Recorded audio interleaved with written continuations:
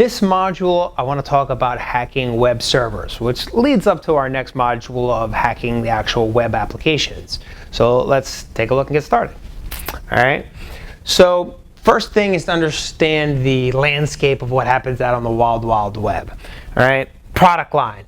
IIS has about 17% of the market. Apache has a whopping 65% of the market, mostly because of the hosting services. It's really easy to kind of duplicate and virtualize Apache as opposed to IIS.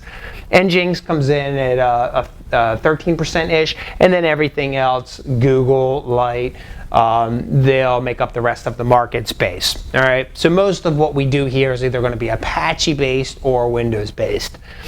Impact. The results of what happens in the web server world if things were to go wrong, right? The most obvious one, website defacement. This is where somebody gets access to your stuff and puts the, some other banner or something on your homepage. It basically says, hey, you've been hacked by so-and-so. Okay.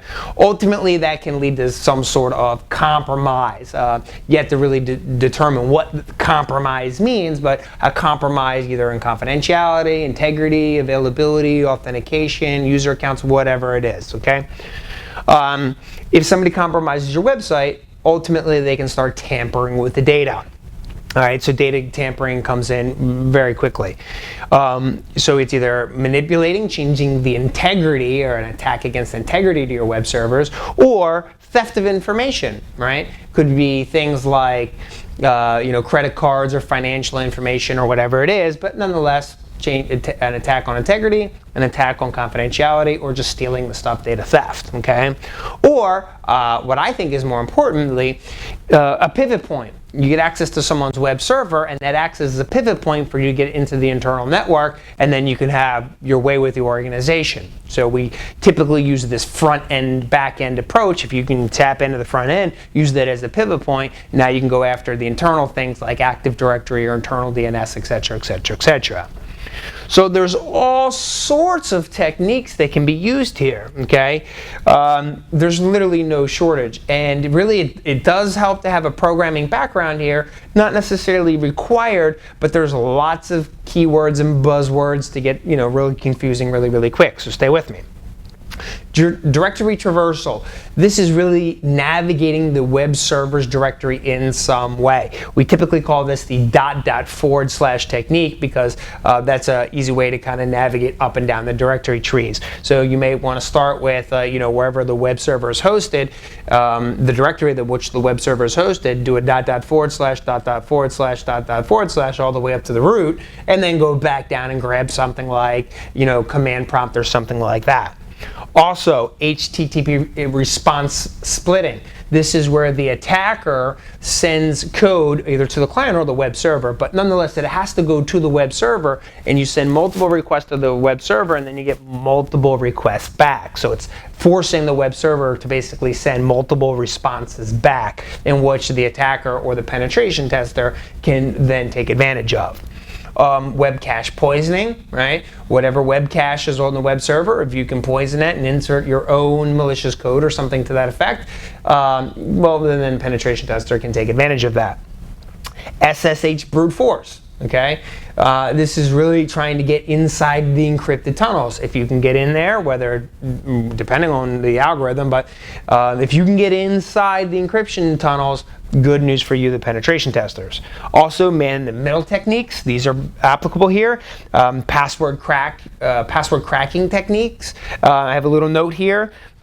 Dictionary, brute force, or hybrid. Any of those are technically fair game. Form tampering, command injection, sending a command to the server saying shut down, or give me the command prompt, or give me the IP config, or whatever it is, ultimately getting the application to execute operating system commands. Tampering with cookies, doing a buffer overflow attacks. There's a whole module on that coming up. Denial of service, right, or distributed denial of service, or cross-site request forgery, or SQL injection, or cross-site scripting, or even session hijacking. Notice that our web front ends are basically the portal in which all of these other style attacks can basically come into play. All right, so there's no shortage of really valuable pen testing techniques. So now that we've talked about a little bit of the techniques, let's talk about, well, why does this stuff even happen to begin with, right? It's because web servers are developers, and not all developers are security people, not all security people are developers. And frankly, everybody is lazy these days. So you have unnecessary files, unnecessary backups, unnecessary configurations. You haven't hardened your system, which increases the surface area of attack, which gives the penetration tester more options to go after, okay? Plus, there may be a security conflict between security and functionality. You know, functionality, we want ABC 1, 2, and 3 to happen, and then security people are often considered the naggers of, oh, well, you can't do that because of the ABC or whatever it is. Well, if you typically the functionality part is going to win, right? We want the applications to function. Now, security people aren't really people to go making everybody's life miserable, as some say, but somebody's got to put the fun in functionality. I'd like to think the security folks are the guys that do that. Default settings. If there's default settings, default configuration, default accounts, well, the pen tester is certainly going to try to take advantage of them. Permissions, default permissions, right? What directories are set up to read, write, or execute? And if you can go after an executable directory, great. Like, for example, if I can upload a PHP file to any directory that's executable, well, now I can upload the file to that executable directory, the PHP file. Now I can start running my own scripts and my own attacks from that. So you always look for vulnerable access control. Misconfigurations in whatever shape they come. Default accounts. For example, the first account normally created is typically the administrator account. Second is normally the guest account. So the attacker knows this and is certainly going to try to go after that in terms of enumerating the accounts. Also, plenty of security bugs and flaws. Remember, we're in the business, the industry's in the business to make money. So there's always a rush to get things to the marketplace. So we don't take this rigorous security development or software development to the point where it's just perfect. It's normally get it out there, and whatever security weaknesses we find, we'll go ahead and patch and hotfix, etc., etc. Also, temporary certificates or temporary SSL. Let's say that you protect the login features of your website, but as soon as you log in, then you go back to clear text. Well, that's a field of dreams for a penetration tester, because now you're outside of the encrypted session. Yeah, or improper authentication, right? How about no hardening, right? Therefore, you have a large surface area of attack that gives the penetration tester tons of space to go after. Or the fact that Joomla, Drupal, and WordPress, now anybody can be a programmer, right? So literally, grandmom could go to WordPress, start downloading it, and a few clicks later she could have her own point-and-click website. Well, grandmom is probably not going to be a penetration tester. Apologize to all the grandmothers out there who are penetration testers. Okay, you know who I'm talking about. All right, it's basically programming out of a box. All right, if anybody can do it, well, then you subject yourself to the rest of the internet, and anybody can start probing your websites. Let's go up to methodology. The penetration testing methodology here is relatively simple, right? You basically do some information gathering. You footprint, find out your surface area. Is it Joomla? Is it WordPress? Is it Apache? Is it IIS? Is it Nginx, right? What does your destination look like? Just try to enumerate and footprint those services. In some cases, you can even just mirror the website.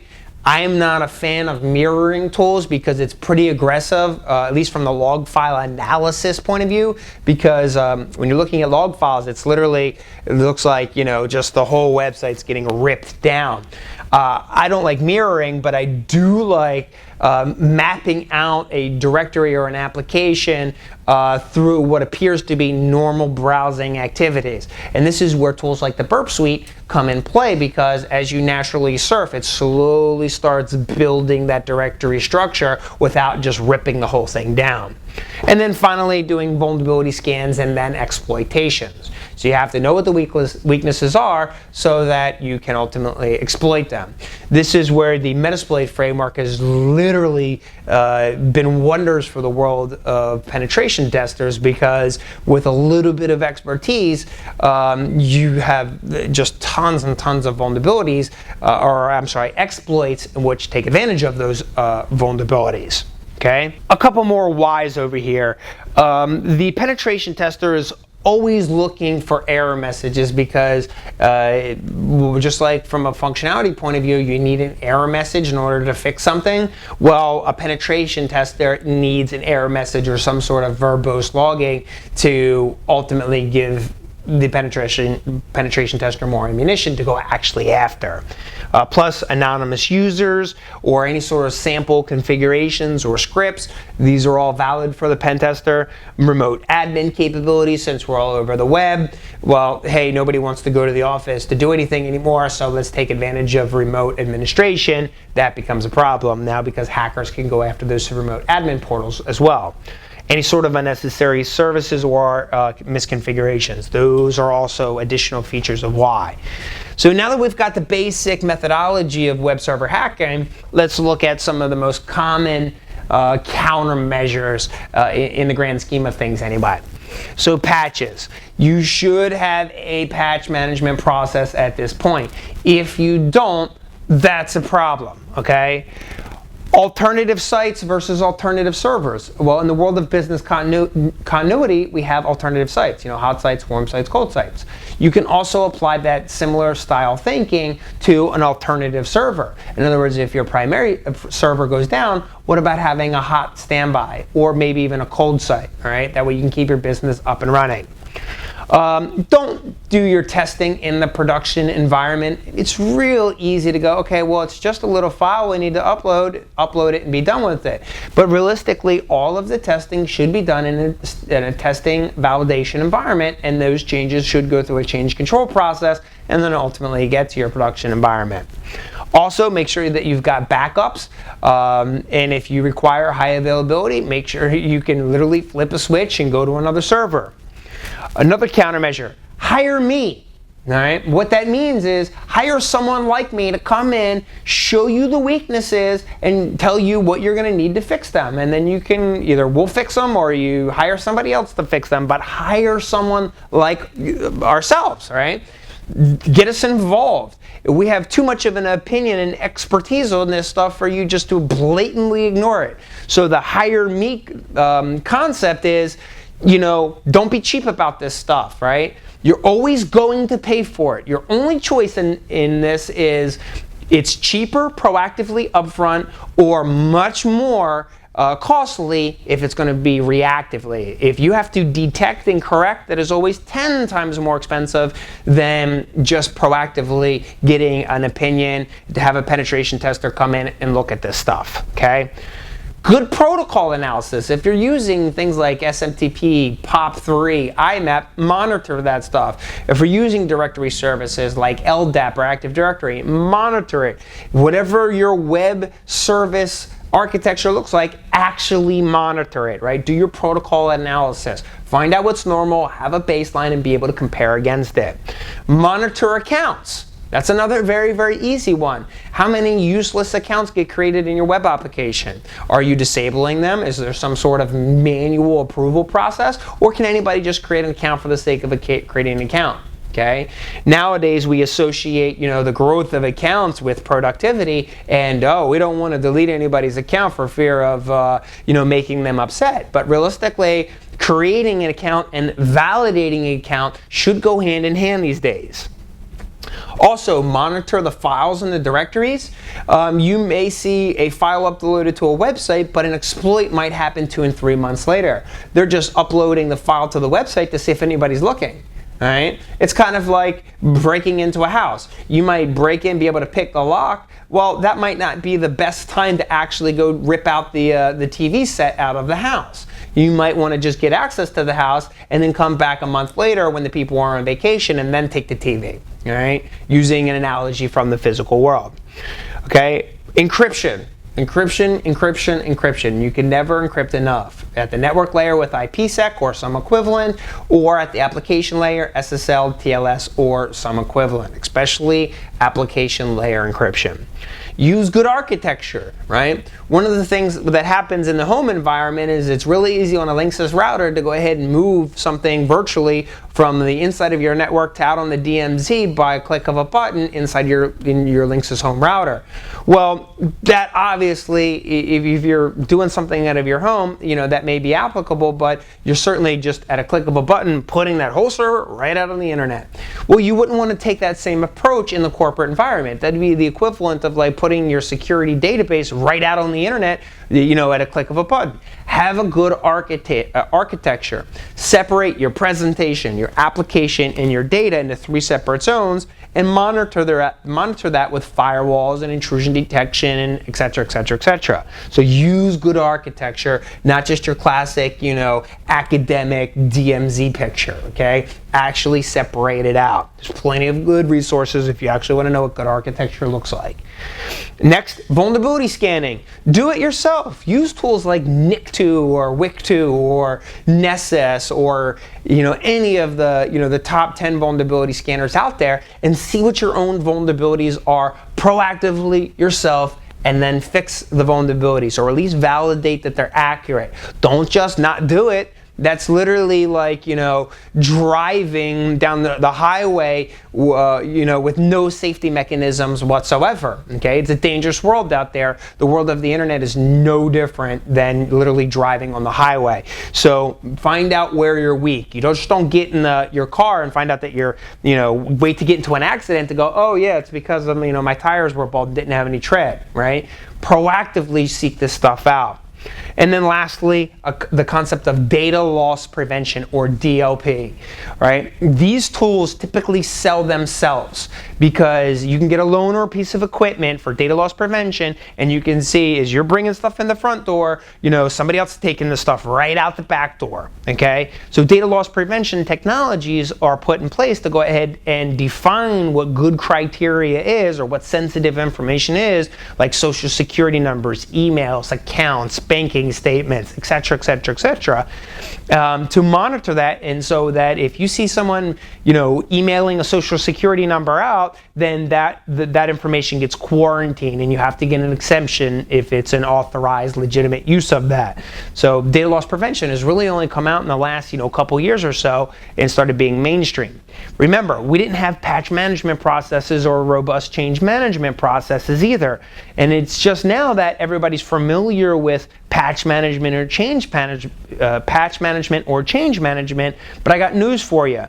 I've seen plenty of change control boards and patch management processes, and most of them that I've seen, in my opinion, are a joke, okay? They don't serve the purpose.